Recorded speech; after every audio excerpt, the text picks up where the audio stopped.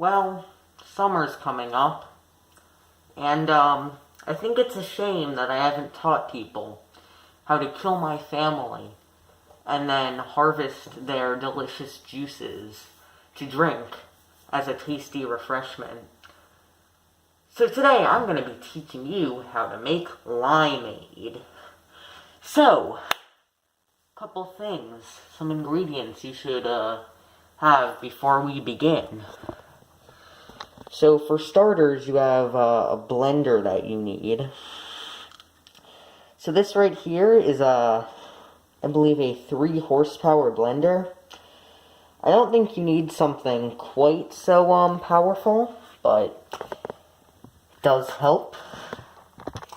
And then in terms of the other things you will need, there is a cup for the blender.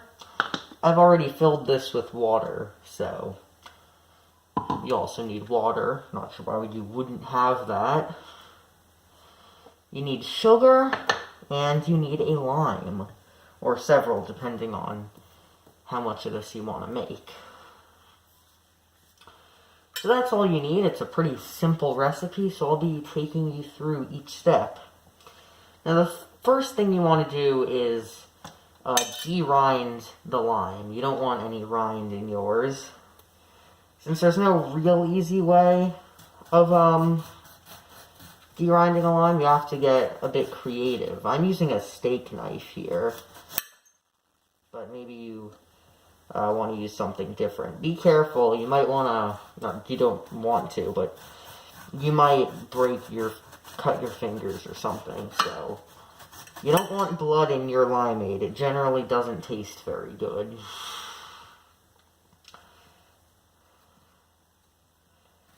So, yeah. Watching people cut limes must be pretty exciting, huh? I will tell you, this is a lot easier now that I bought myself a tripod. I can now finally actually do things with both hands. Make sure you get all the bad parts out. You don't want any rotten lime in your juicy limeade.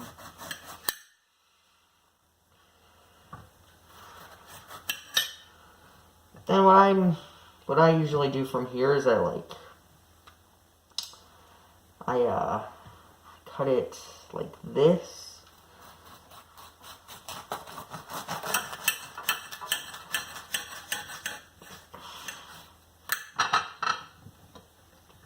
You don't want to break too much of the lime, because you want to make sure you have all of the great lime juice. But at the same time, you don't want to keep the rind in there. So, if you've seen, I cut it in half, and I'm going to keep doing that, since I found that that's the most effective way to take out the rind without too much difficulty.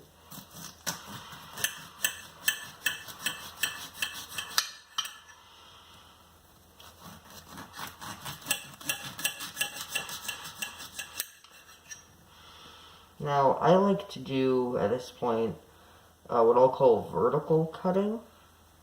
It should be pretty self-explanatory. I hold the lime vertically and start cutting. Again, you have to be very careful so that you don't break your finger or something. This is not my best cut here. I'm losing. Ooh, yeah, that's a lot of juice I just lost. Oh well, if you lose a couple lime pieces making limeade, no big deal. I will say I'm not an expert at this myself, so I still need to perfect my craft.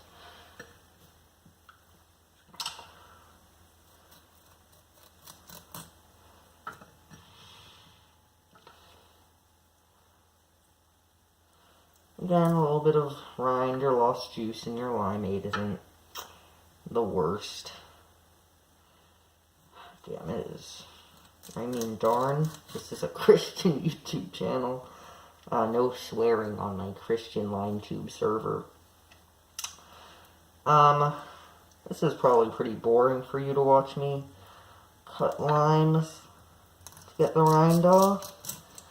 This is the most tedious part, I will say.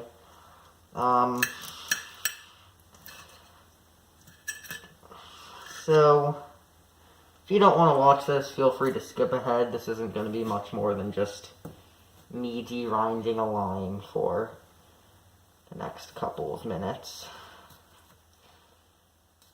So, for those of you who decided to stay and watch me de-rind this lime, what shall we talk about? Well, let's see. Cinco de Mayo is coming up tomorrow. I'm probably going to do a Cinco de Mayo special like I did last year, though probably the video is going to be a lot different than last year's. Since last year I already talked about the actual history behind Cinco de Mayo. Which is fun, and limes are a tradition on Cinco de Mayo. Which is obviously very great, since the limes are a delicious fruit.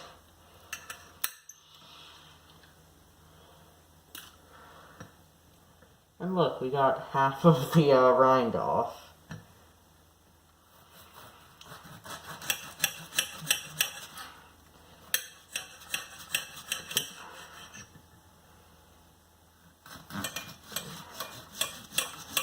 You know, it's hard just thinking of things to talk about on the spot like this.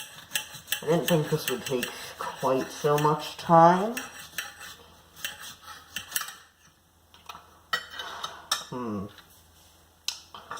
So anyway, what did you guys think of Endgame? Avengers Endgame. I guess this is going to get into spoilers, so... you know what? I'm going to talk about spoilers, but they're like really minor ones, or ones which don't make sense out of context, so that those who haven't seen the movie won't, like, die. Thor was thick. I think everybody agrees on that one. I mean, he was. I think he wasn't thick at the end of the movie. Or maybe he stayed thick? I don't know. I don't know if he got less thick at the end. I mean, presumably so, since he wasn't quite as, his lifestyle changed, I guess, but who knows? Who knows how thick Thor is? Probably the people who wrote the movie, so contact them to see if they de-thickified Thor at the end. Why is this what I'm talking about in Endgame?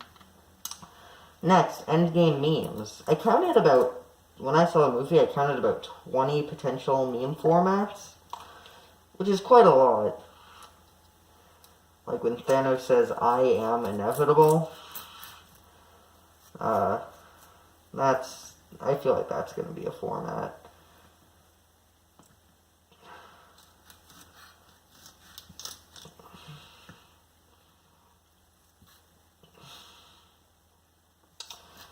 Let's see, more spoilers. You know, I haven't actually seen Back to the Future.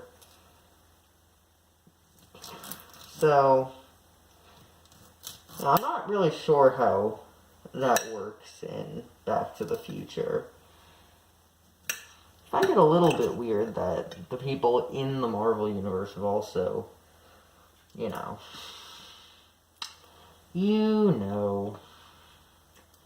people who haven't seen it are like, what? What is going on?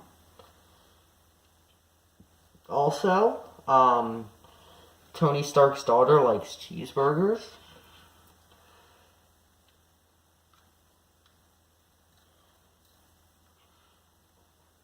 Yeah.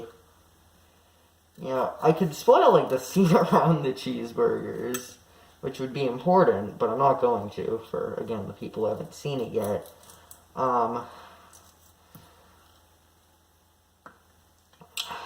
Geez, this takes a lot longer to cut limes than last time I did this. I don't know why this is taking so long. But anyway, cheeseburgers, I mean, just by itself, it's not like anything, so whack. Thanos is still purple. And still probably going to be a meme.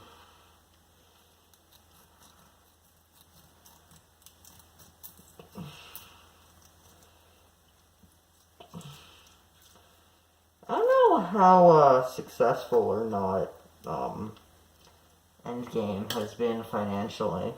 I'm assuming it's been very successful. Just because of everybody who's been watching and all the hype around it. And honestly, all the memes around it. It might be possible that Endgame will be the most successful movie of all time. At least until the next most successful movie of all time comes out. Alright. I have de-rinded an entire lime. Good job to me. So I'm happy. Now after you do this, or maybe at the end if you want to, just clean up. There's going to be a lot of acid on the table. And also on your hands. Make sure that's all good. Now at this point comes the sugar. Now, depending on how sweet you like your limeade versus how sour, you might want to put in different amounts of sugar. Or, you know, how strong you want to make it compared to the water you put in. My suggestion is that, especially if you're new to making limeade, you stick with less sugar at the beginning. Just so that, you know, you can always add more sugar later. You don't want it to be, I guess, too sweet. So, this is going to look like a lot, but you don't actually taste a lot of it unless you put a lot in.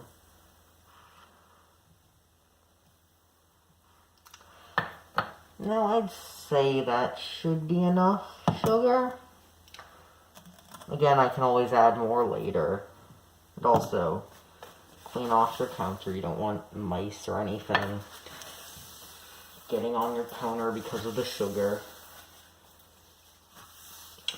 Now, you might also want to put in ice, depending on what you like your consistency to be. You know, if you want your limeade to be like a slushy or even like an ice cream, you might want to put in ice, or a lot of ice. I personally like mine just kind of watery, so I'm not going to put in any ice, but that's always a possibility if you like that. So, one last thing before I pop this bad boy in the blender. These rinds right here, you could just like throw them out. I've also heard that you could like candy them somehow. I'm not exactly sure how that would work, but might be a thing to consider before just throwing out a whole lime rind. So, pop this on, twist it around. And I'll see you back when this has been blended. Okay, I just took this bad boy out of the blender. And, we have it here. Now, if you like your limeade really pulpy, you might just want to have this and then you're done right here. Personally, I don't like it that pulpy. So, what I'm going to do is actually there are a couple things that I probably should have brought out before I started recording, but oh well. So you have to take a cup, and let's see if I can find one.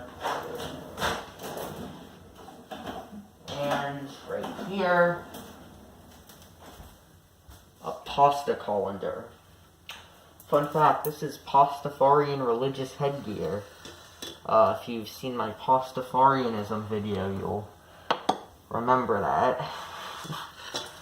Not Pastafarianism, what a meme. So anyway, I'm gonna bring this to a place where there's a better view. Let's see here, this still isn't a great view.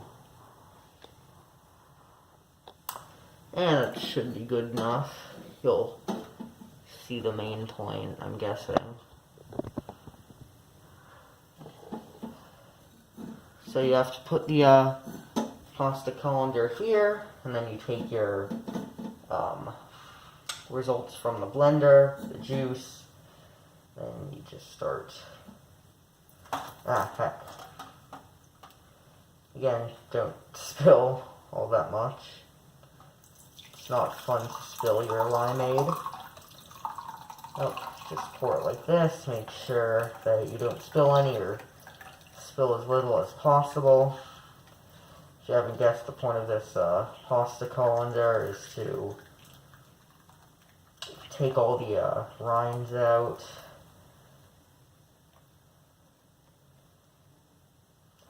Alright.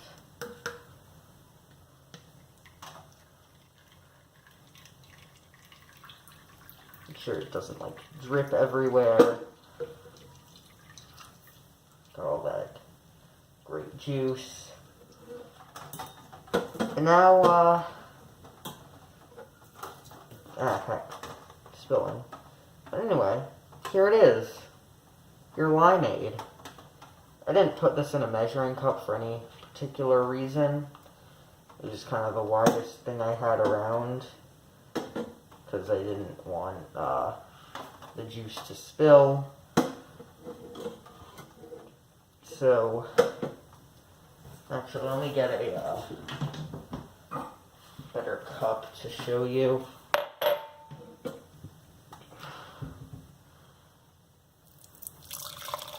Oh no, I'm spilling. Darn, I spilled some. Oh well. Again, don't cry over spilled limeade. Yikes. See, this can make quite a mess in your kitchen if you don't do it correctly.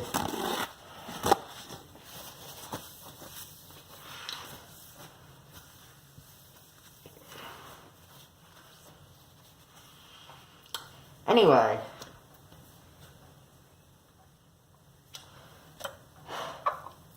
after 20 minutes, or 18 I guess, but after that amount of time, boom, ready to drink delicious limeade. Drink it, serve it at a party, cover your children in it. Don't know why you do that, but hey, you do you. It's good. It's good limeade. So yeah, hopefully you liked that tutorial. And now you know how to make limeade. So on that note, peace out, Lime Gang.